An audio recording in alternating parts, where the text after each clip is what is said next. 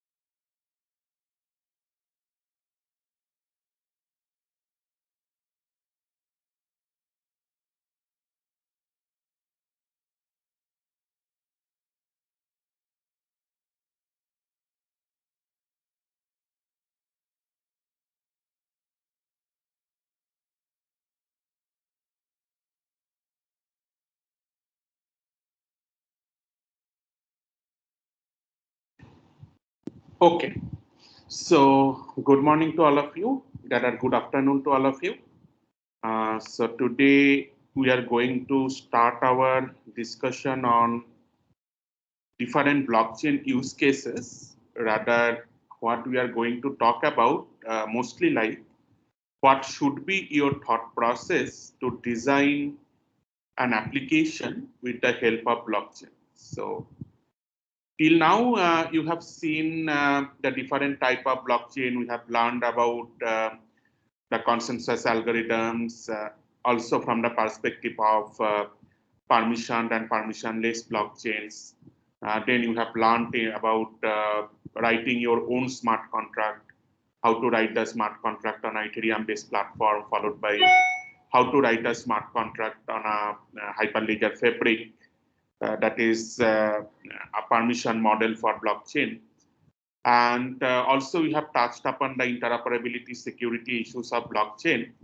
And interestingly, you have also learned about one of the very, very prominent use cases of blockchain, that is the identity management. You have already seen that how you can use blockchain to define the decentralized identifiers or deeds, and how those deeds can be utilized for developing an identity network to manage individual identities.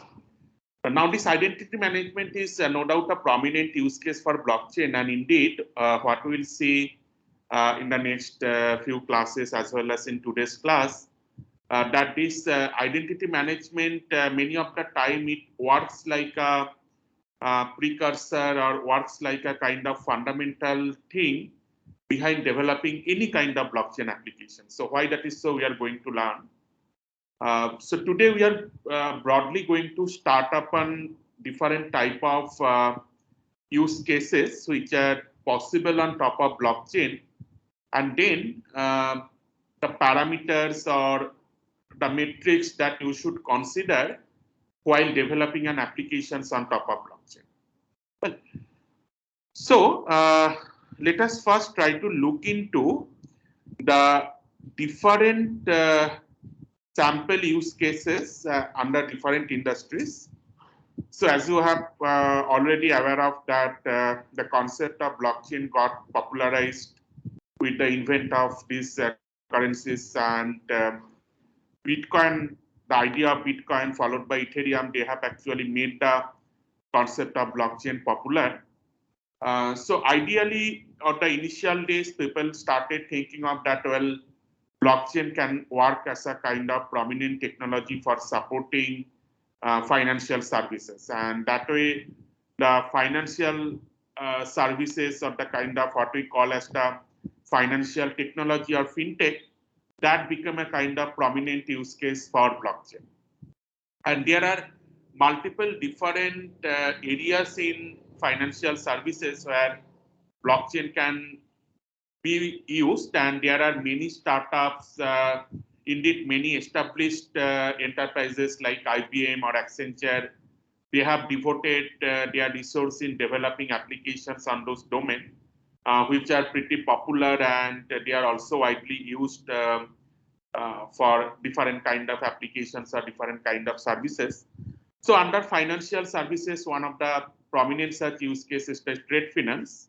Well, and I remember that we also discussed about this example of trade finance in the context of permission blockchain, and also while we talked about blockchain interoperability. So if you remember that we talked about this WeTrade. So this WeTrade is a trade financing network that was particularly developed on top of blockchain architecture, where different banks can participate, and at the same time, different end users can participate in the WeTrade network for doing the trade financing, like taking the loan from a bank or making this letter of intent through which for cross-border trading, the money will be directly transferred from the seller bank to the buyer bank, and so on. Buyer bank to the seller bank, and so on. So that way, there can be such different kind of applications which can be built up on top of blockchain for financial service management. Then another prominent use case is the KYC. Well, so indeed, all of you already know that there are lots of debate that are going on in India, and that was one time that was very much prominent regarding this Aadhaar debate, that whether your Aadhaar data is secured or not. So, and the major problem comes from the fact that whatever you want to do for majority of your services or applications, you need to submit your KYC. So for example, obviously, whenever you are going to a bank to open up an account, you have to submit your KYC. That is particularly your identity information, and nowadays this Aadhaar card is something that people submit in all this KYC verification. But not only the banking services, but other from that, if you want to buy for a new mobile SIM, you need to submit your KYC. Then say, for example, if you want to use the online services like the Ola Money or they say that Zomato Postpay or even that Amazon Pay, that kind of services, there also you need to submit your KYC document. Now, the interesting fact comes that whenever you are submitting your KYC document to some established enterprises like to some bank or maybe at Amazon, then you can think of that, well, you can trust those enterprises because they are the large body and you can possibly be able to trust them that they are not going to do anything bad with your KYC document, with your Aadhaar document. And remember that certain information in Aadhaar document is what we consider as the private information. So, for example, your mobile number, your address, these things are something we consider as a private information. And obviously, I'm not going to, or I will not want to make my address or make my phone number, the mobile phone number, public to everyone, right? But the challenge comes that, well, many of the time in some small enterprises, we also need to submit the KYC documents. So, for example, whenever you are going to buy a new SIM, right? So I can share one of my experience. Like I was traveling to Varanasi from Kolkata, and there was a kind of pickpocket, not only pickpocket but a theft from the train at night. And when I reached Varanasi, then practically I didn't have anything with me. So I didn't have my phone, I didn't have my luggage and all these things. So after landing there, I have to go to immediately buy a new phone and then go to a local Airtel shop to get a new SIM card. So while I'm getting that new SIM card, I have to submit my KYC document. Well, that's good, but the thing is that that local mobile vendor at Varanasi, the question comes that whether I can trust him or not. Okay, because it might also happen that, well, he is taking the Xerox copy of my Aadhaar card and there is no guarantee that that person will share that Xerox copy to someone else, and maybe some other terrorist or someone may take another phone number in my name. Okay, so that is also possible, and this kind of incidents happen very frequently. So there are the trust issues with such kind of local vendors or the people whom you cannot directly trust to share your private information. So from that perspective, obviously, as you can think of, that blockchain can be a very useful solution for those kind of application, because whatever information is getting accessed from your private identity database, all these logs are there. You can actually see that who is going to access your information, what type of information are getting accessed, and so on. Well, then another prominent area or prominent industry or enterprise where blockchain can be very much useful in the domain of public sector. Well, in public sector, there are multiple different use cases like the asset registration. So one of the prominent use cases that people debate on is the land registry management. So we are going to talk about in details maybe in tomorrow's class. So that can be possibly one prominent use case of blockchain. Then the citizen identity management. Identity management we have also already learned, and you have seen that how identity management can be performed on top of blockchain. Then another prominent use case can be these medical records or the medical supply chain. Now, in medical records, the interesting case is that whenever say so we are talking about this e-health or digital health kind of services where possibly you can upload your data and the system can send or system can predict system can recommend you that what medicine you should take or what type of test you should do for your symptom. Now the question comes to develop this kind of e-health service or digital health services. We need to have different kind of historical data, and from those historical data, we can just apply different kind of machine learning or deep learning technique to infer information out of that to build up a kind of trained model that can possibly take up the symptoms as an input and then can say that, well, this can be the possible disease that you might have. Okay? But the challenge comes here that for such kind of system, you need a huge amount of data. So the question comes that from where you are going to get that data. Well, typically this kind of data are getting collected in different hospitals. But as you understand that this medical data is a kind of very sensitive data. So you cannot blindly share the medical data with other hospitals or other diagnostic centers.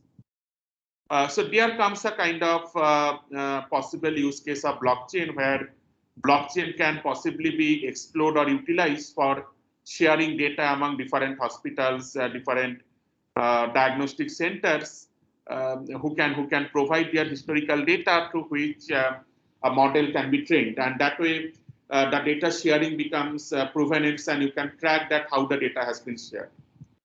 So there are other enterprises or industry sectors blockchain are also useful, like the retail, insurance, and supply chain. So supply chain we have already discussed, and we discussed multiple times that supply chain is something where we direly need blockchain kind of application. So if you remember that at the beginning of our course, we talked about this petroleum supply chain, right? So the petroleum industry in India. So where there are multiple different stakeholders at the upstream and the downstream business who are taking the raw oil, then producing the petrol, diesel, or different kind of side product out of it. Then there are distributors who are taking them in the market. And we need certain kind of coordination or cooperation among all those stakeholders. So interestingly, there is a kind of business network, and in that business network, multiple people, they have their common business goal, but interestingly, they are competitive to each other. So that way, there is a trust issue. So the thing is that one enterprise or industry cannot blindly trust another enterprise or industry, because although they have a kind of common business goal, but they are competitive to each other. And whenever people are competitive to each other, there is always a question on the reliability or viability on the information that is being provided by the other party. So from that aspect, this blockchain can be useful, and that way people are exploring different kind of use cases where potentially blockchain can be applied. One practical use case also I can mention, like that was on the initial days when people started exploring blockchain. So I think you all know about the countries like Singapore and the South Asian countries like Cambodia, Laos, those countries. Now they have an interesting business network among themselves. Well, so Singapore is a small country. So in Singapore, there is very less agri-producers, so agricultural producers. But Singapore is very, or Singapore basically has a kind of well-established fishery industry. So because they are having that sea around them, and that way they produce a lot of such kind of sea products and different fish or other such kind of items which they want to export. On the other hand, because their agri produce is very less, they wanted to import this agri product like potatoes, rice from different South Asian countries like Laos, Cambodia, Vietnam, who actually produce a lot of rice, potato, this kind of agricultural product. Now, the business between Singapore and all those countries were via the sea, because in between you have that Pacific Ocean. So there are many shipping industries around these countries which actually take care of the logistics, the transport logistics. So they take fishes or the sea product from Singapore, sell them or rather export them to say Vietnam, Laos, Cambodia, those countries, and then they take the agri-producers from those countries and export them to Singapore. Now, one of the problems that Singapore government faced that there was actually no coordination between all these individual businesses in this supply chain, and different people have done it in different ways. So a huge amount of money was wasted due to the empty mines. So what is mean by empty mine? Empty mine basically means that, well, a particular say ship, it will go empty to Laos or Cambodia and pick up rice from there and then come back to Singapore. Then another ship will come from Laos, Cambodia, come empty to Singapore, pick up the fishery product and go back. Well, so that way you can see in both ways there is one empty journey, and that actually eats up a lots of fuels and lots of price. So a good coordination can be something like that. Well, they take the fishery product from Singapore to Laos, Cambodia, and then take the agri producers from Laos, Cambodia to back to Singapore. So that way you can reduce the empty mines and the cost. So in between, the Singapore government made a contract with Walmart, but with Walmart, they found there is a lot of debate because the shipping companies, they are saying that Walmart is not giving us the money in time. Walmart says that the shipping companies are not producing the bills properly, although they are not utilizing empty miles, but they are claiming that they have some empty miles. Well, so that kind of debate came, and there was a debate that, well, how they are going to manage the data because there are multiple small industries, transport industries, and in between there is this Walmart who is trying to coordinate them, and there are also the distributors, and there are different middlemen in this entire business. Then Singapore government along with IBM, they developed one blockchain-based solution. So initially that prototype deployed on Singapore, and later on that become a part of one of the mainstream blockchain application from IBM. So it is called IBM Food Chain. So you can just Google it and try to see the architecture of IBM Food Chain. So IBM Food Chain is a prominent application. So it is called IBM Food Trust. So IBM Food Trust uses this blockchain. So if you Google it, IBM Food Trust, you can find it out. So IBM Food Trust actually provides a blockchain-based solution to manage such kind of food supply chain. Yes, and the initial prototype of this solution, initially it was not called a Food Trust. That was a proprietary solution for the Singapore government. So where they deployed it. I was lucky to have a demonstration of that solution live in one of my visits at IBM Singapore Blockchain Research Lab. This IBM Food Trust, it actually uses this kind of blockchain for supporting the food supply chain, and that significantly reduced the cost, the empty miles, the wastage of the products, and so on. So this is something, one of the prominent use cases of blockchain in the supply chain management domain. And you can find out there are multiple such use cases, and people apply blockchain for different such use cases. And as we mentioned earlier, I think in one of the lecture, Professor Sural highlighted when we talked about interoperability, about this government of India's draft national policy on the blockchain. That also highlight many of the use cases on which the government of India is currently focusing on. You can also browse through those documents to find out that what are the applications where government of India or NITI Aayog they are actually focusing on. Now the interesting question comes with all this long discussion that we had for the last 20 minutes, that what makes a good blockchain use case. So if you just Google it, like the use cases of blockchain, you will get multiple different sites saying that 10 Stellar's application on blockchain, 20 Stellar's application on blockchain. And they say that, well, these are the different areas where we can possibly use blockchain. But for the remaining 3 or 4 lectures that we have this week and the next week, what we'll primarily try to focus on, we'll try to look into those applications from a critic point of view. Well, so what does it mean? We'll try to see that whether those applications can be best realized with the help of a blockchain, or rather our traditional distributed database or replicated database or even a simple database, centralized database can work best for those solutions. Well, because see, this is something that happens, that always happen, that whenever such kind of technology comes in the technology space, it becomes a buzzword and people tend to apply the technology anywhere and everywhere they wish. Well, so that happened with web technology, that happened with machine learning, deep learning, and that also happened with blockchain.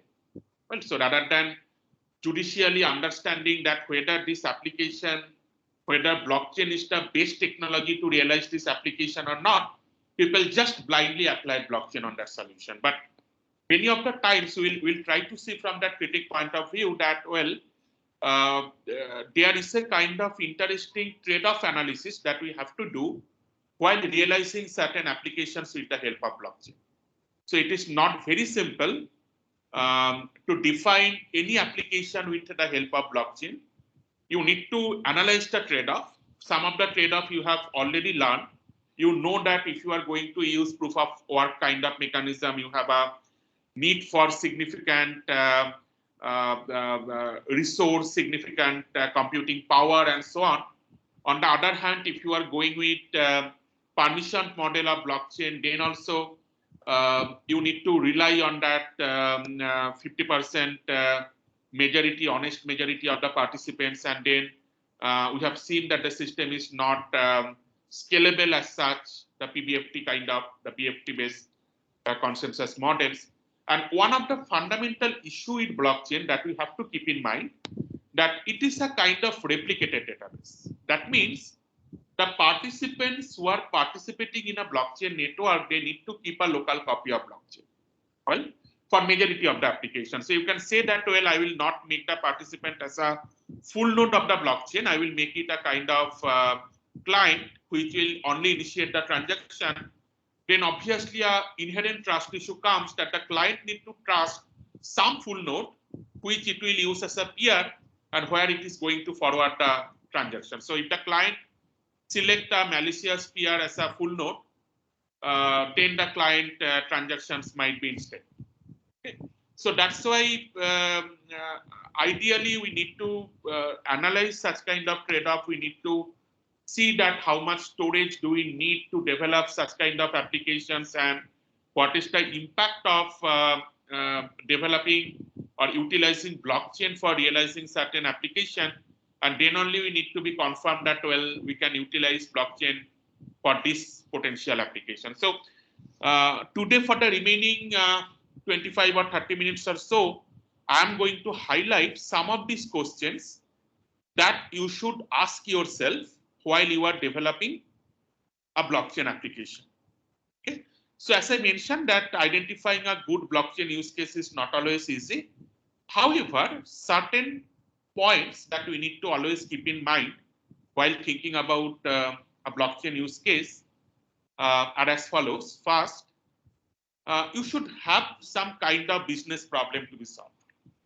Okay, and you need to think of that this business problem cannot be more effectively solved with other technologies. And you can just immediately ask me the question that what can be a suitable business problem for realizing with the help of blockchain.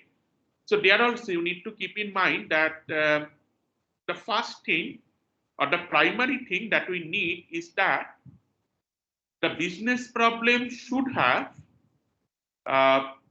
multiple participants, and individual participants should have a common business goal. Okay, so the use cases that I have just mentioned in the previous slide, like if I just pick up one of the random application like that supply chain management, so everyone has a common goal. All the participants in the supply chain management has a common goal that they want to minimize their cost. They want to minimize the wastage of the product, and they want to maximize their profit. Okay, so these are the kind of requirements which we primarily have. Well, so depending on this requirement, we have to develop a business problem. We need to see whether such kind of business problem exists or not, which we can possibly solve with the help of a blockchain. Then the second requirement is that we should have an identifiable business network. What is meant by business network? Business network means there need to be the participants who are going to share certain assets among themselves. So from that context, you need to find out that, well, in that business network, you have some participants who have certain common goal, and they have some assets that they want to transfer among themselves. And there are definite transactions that they make on the business network. Well, and the third requirement, that is a kind of most important requirement, what I would say, is that there should be a need for trust. So what does it mean? It means that, well, as I mentioned, that in that business network, the participants, they have a common business goal. They are trying to solve a common business problem. Everyone is trying to minimize the cost and wastage and maximize their profit. But interestingly, they are kind of competitors to each other. So everyone is going to individually maximize their profit. Now, when they are competitor to each other, there are certain kind of trust issues. So you cannot blindly trust a person. So the example that I have given, say for KYC, I cannot blindly trust a mobile shop owner.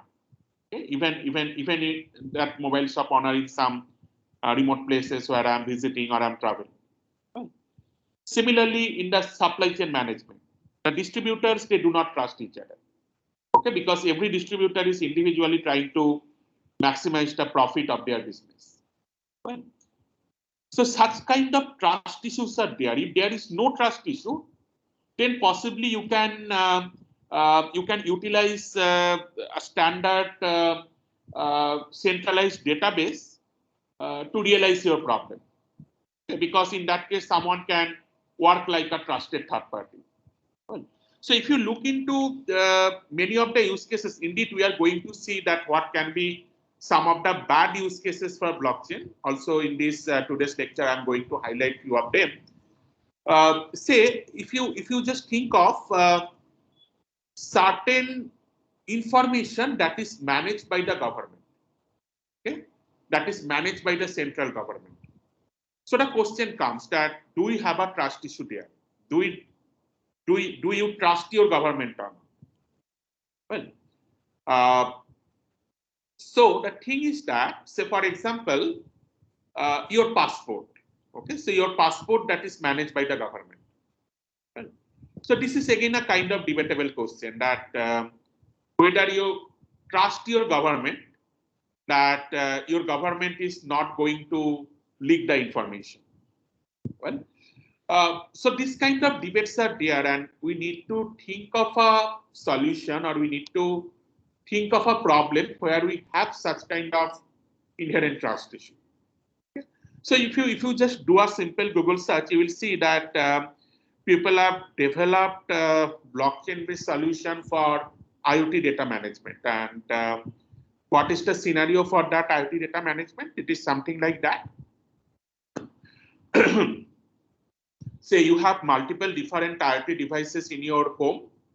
Say, for example, you have an Amazon Alexa, Amazon Echo, through which you are going to control your smart devices. Then you have some smart bulb, you have a smart TV, you have a smart air conditioning system.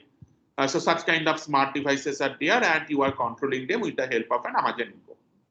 And everything is within your home. And people say that, well, we can possibly use blockchain to manage those information. So this is what I personally feel is a bad use case of blockchain. Why that is so?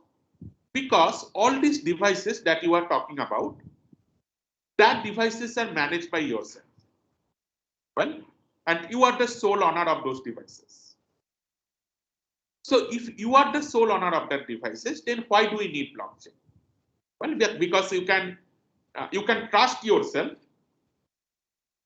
and if you ensure that, well, those devices doesn't have any outside connectivity, or even those devices have some outside connectivity, they are connected to a reliable service provider, like say some Amazon cloud, or say for example Amazon Alexa, it uses Amazon cloud to process their data, and typically we trust such kind of services. We trust Amazon. That's why we are relying on these kind of devices. So if we have such kind of trusted third party, or if we have a single point of control of the entire system that we are going to realize with the help of a blockchain, then actually we do not need blockchain for solving that problem. Okay, so that way we need to carefully think of that, whether such kind of business network come into existence where we have definite assets that goes through definite transactions, and there is a need for trust that need to be established with the help of techniques like consensus, immutability, finality, provenance, all these things that we have learned in the context of blockchain. Then only that particular use case can be a prominent use case for a blockchain. Now let us quickly go through the individual requirements. So the first thing was understanding the business problem. So we should ask the question that what is the specific business problem or challenge that the project will address. So we need to define the scope of the business challenge upfront, and we need to think of whether blockchain is the best technology to solve that problem or not. Well, and in that context, you need to also think of that what is the current way of solving this business problem. So how people are solving this business problem in current days. Well, and it is important to understand the current system, because we need to understand, or we need to explore that what are the vulnerabilities in the current system that we need to solve with the help of another technology. And that technology can be a blockchain, that technology can be any other technology.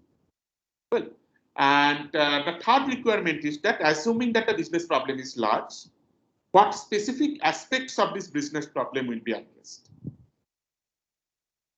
Then comes understanding the participants in the business. So as I mentioned earlier, you should have some kind of business network. Unless you have a business network and you are just going to manage the IoT devices which are entirely in your control, then we do not need a blockchain. Okay, so you need to understand that who are the business network participants or the organizations who are involved and what are their roles.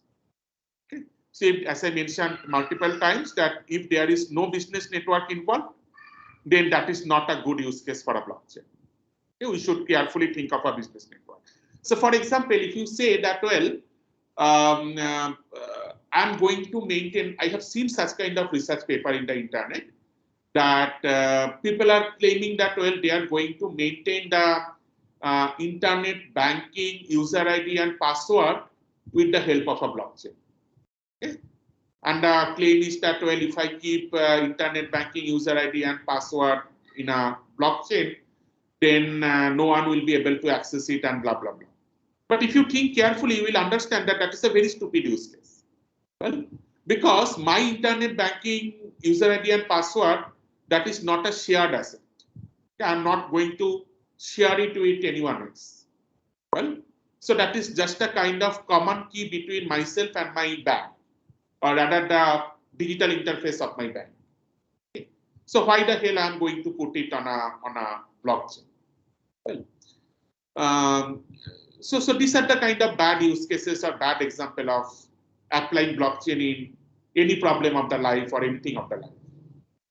Well, and I remember that claim of that paper was that if I'm going to put up the information in the blockchain, that is going to be immutable, and because that is going to be immutable, even if I forget my password, I can retrieve it from the blockchain, and I can directly run a smart contract on top of a blockchain to execute a transaction.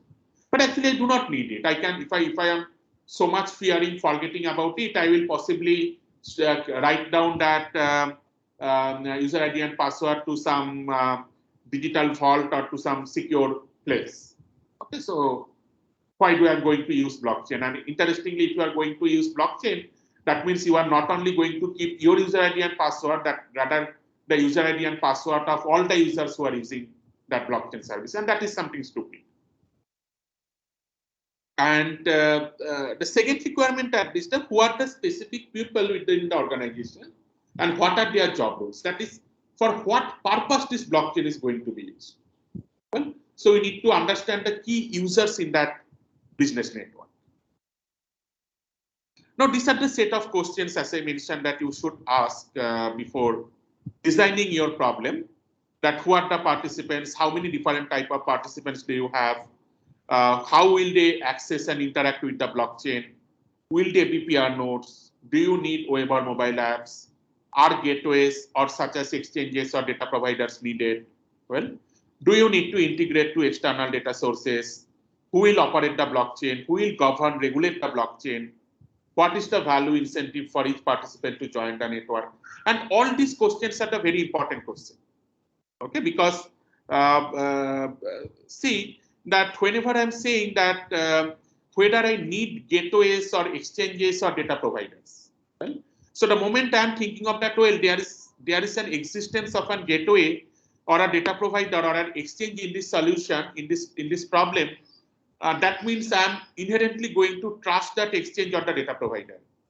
Well, and we need to think of that whether we really need to remove that exchange or data provider from the solution, or we want to keep it in the system. If we want to keep it in the system and that is a trusted third party, that means I don't need to bother about blockchain. I haven't trusted third party in my business network. And the moment I haven't trusted third party in my business network, I can offload the task to that trusted third party to get it executed. Okay. Similarly, the question comes that do you need to integrate to external data sources?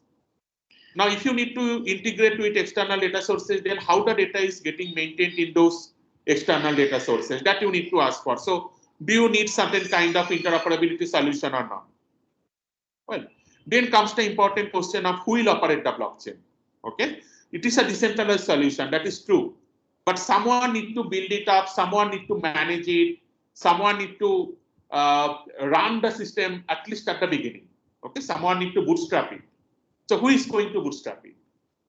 Well, and who will govern or who will regulate the initial rules, the bootstrapping rules for that blockchain? Okay, so someone has to bootstrap it. Decentralized solution doesn't mean that it will come from the sky. Well, so those kind of questions you should think of.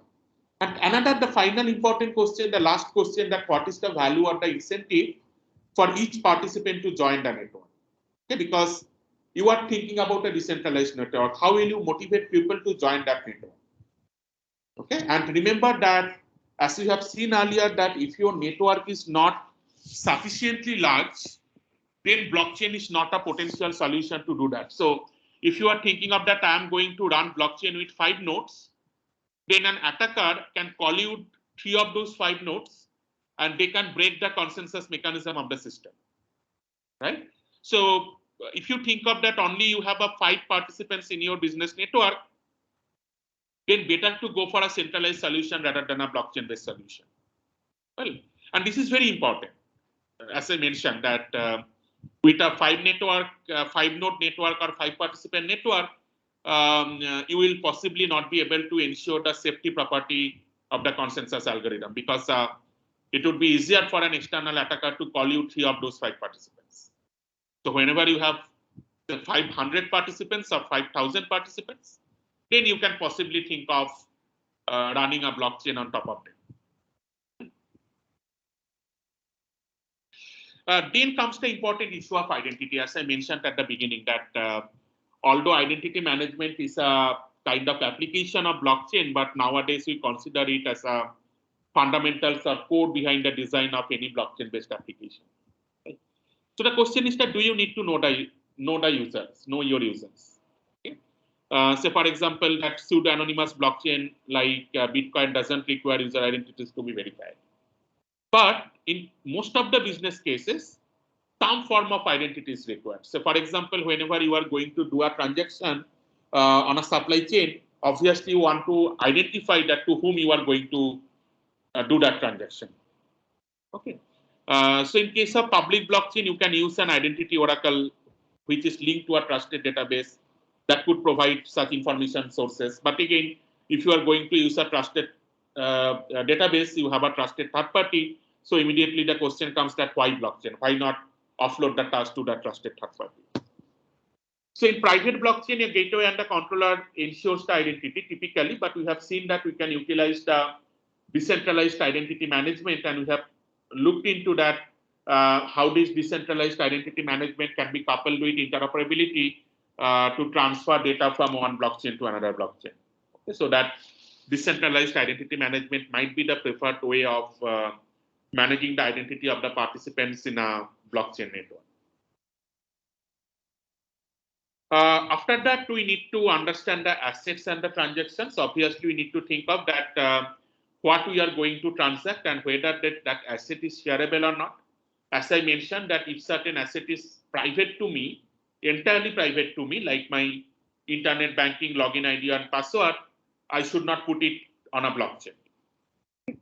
So that way you need to think of that what assets are involved and what is the key information associated with those assets. Okay?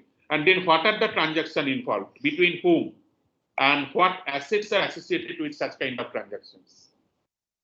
Well, so you need to understand under what business or contractual conditions these assets are under as they transfer from one owner to another.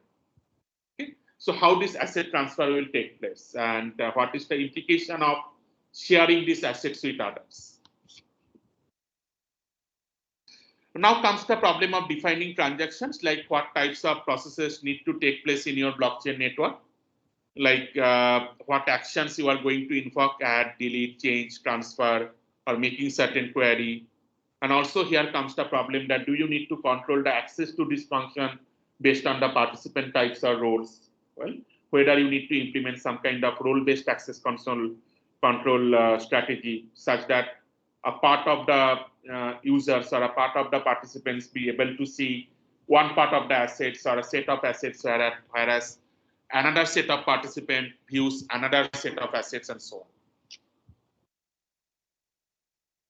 Now, there are a few other additional points that we need to keep in mind, like what are the main steps in the current workflow and how are these steps executed in the by the business network participants. Then what is the expected benefit of applying blockchain technology to the business problem for each of the network participants, and what legacy systems are involved, what degree of integration with the legacy systems is needed. Well, so you need to do a kind of thorough trade-off analysis of applying blockchain over a particular business use case, and by doing that trade-off analysis, you need to carefully think whether the advantage is more compared to the drawback that you get while using a blockchain as the technology to solve certain business use cases. So if your drawback is more, then that is potentially not a good use case for applying blockchain. Well, so if you are gaining more, then you can possibly use blockchain here. Any doubt or query up to this point?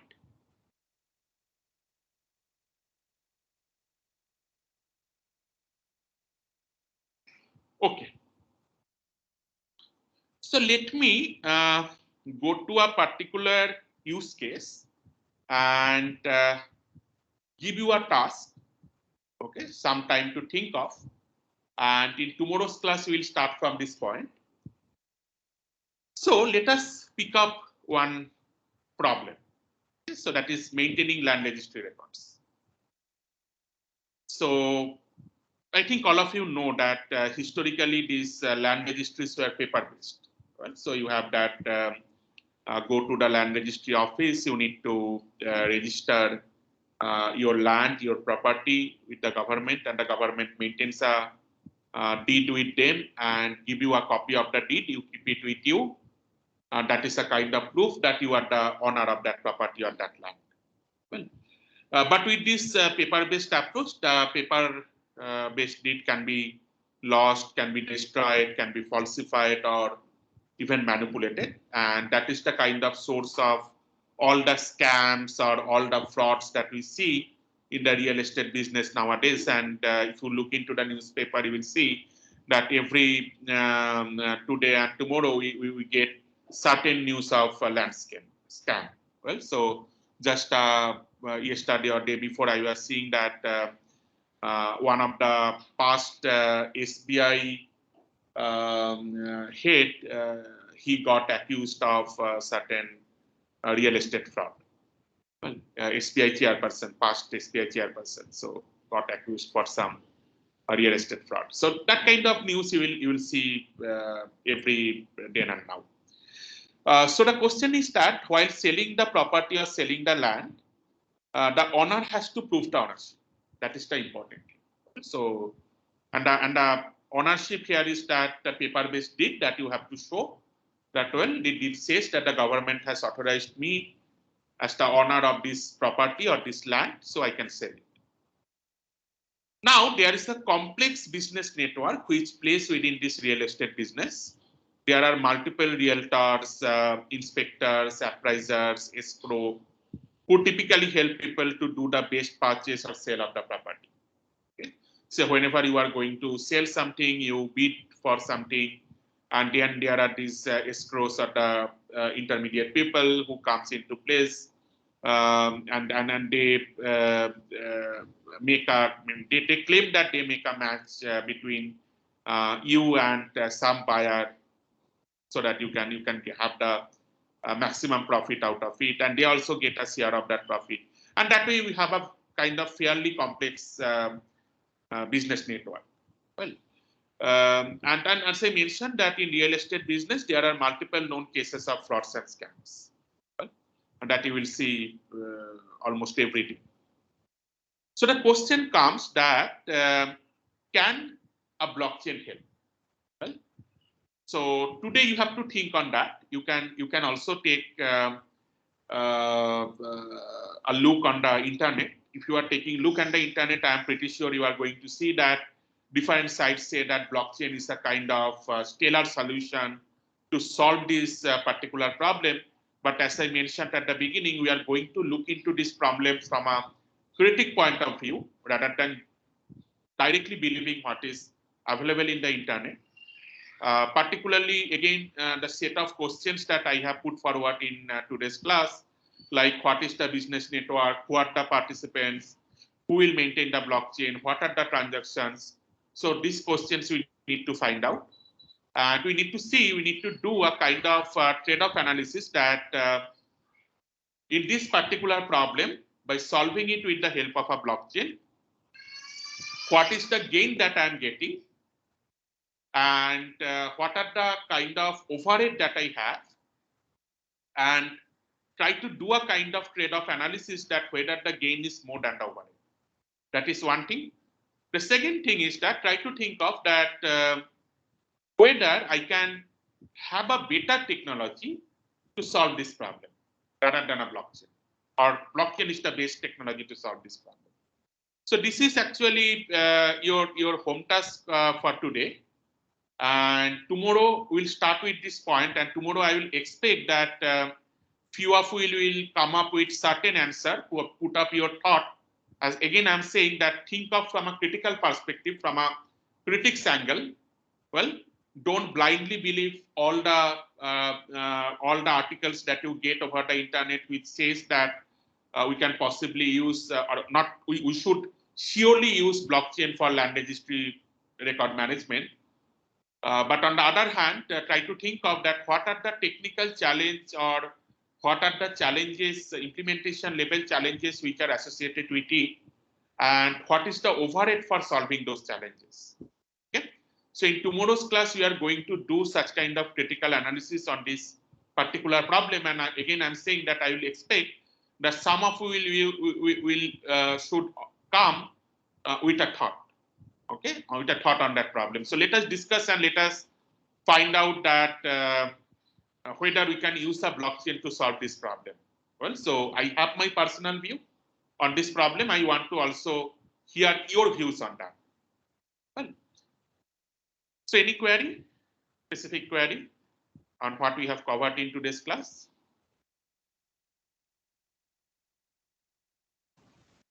There is a suggestion if you could share the slides today itself so that they can think about it. Yeah, sure. I'll put up the slides. So as also replied to one of the queries on chat, so the test on Friday will include the other three topics. So these applications are not included. So it's identity, interoperability, and security. Those uh, three slide sets are actually there in the syllabus. And these topics we'll cover in the last quiz next week. Right. Okay, fine then. Thank you all. So see you in tomorrow's class.